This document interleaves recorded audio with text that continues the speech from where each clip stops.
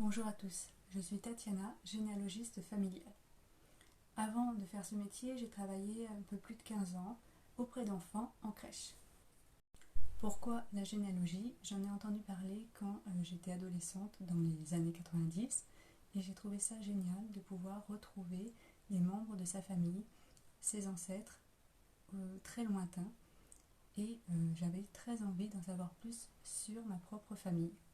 Les années ont passé et je me suis lancée en 2006 pour faire mes propres recherches. Cela permet d'en savoir beaucoup plus sur ses origines, de savoir d'où l'on vient exactement, de connaître les métiers de nos ancêtres, quand ils sont nés, quand ils sont décédés, comment ils s'appelaient, la composition exacte de la famille.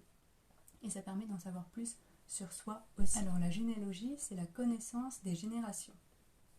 Alors un généalogiste familial, il remonte l'arbre généalogique, il retrouve les ancêtres d'une personne. On récupère toutes les informations sur un individu, sa date de naissance, de mariage, de décès, et on va continuer ainsi de suite à remonter les différentes branches familiales. On continue autant de générations que l'on veut et surtout que l'on peut. Mais un généalogiste peut aussi proposer d'autres recherches. Alors un généalogiste peut aussi vous faire des recherches descendantes et vous retrouver des cousins à partir d'un couple d'ancêtres et vous organiser une cousinade.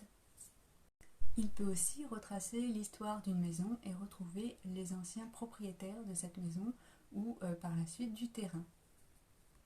Il peut aussi retracer le parcours militaire d'un de vos ancêtres ou pourquoi pas vous proposer quelque chose autour de la psychogénéalogie. Il y a encore plein d'autres recherches et tout ceci sont des spécialités que peuvent vous proposer des généalogistes en plus de recherches classiques. En ce qui concerne mes services, je propose des recherches généalogiques sur 5 ou 7 générations, des recherches complètes du côté paternel et maternel, des recherches sur la lignée paternelle, donc à partir d'une nom de famille, donc des recherches patronymiques ou on appelle aussi agnatiques, ou des recherches sur la lignée maternelle, donc de fille en mère, qu'on appelle des recherches cognatiques. Je propose aussi une formation à la recherche généalogique en ligne pour débutants et pour les personnes qui vont commencer leur recherche sur les archives départementales ou sur les sites généalogiques pour vous aider à comprendre comment on fait ces recherches et surtout faire des recherches dans les actes d'état civil, les registres paroissiaux, le recensement et les registres matricules.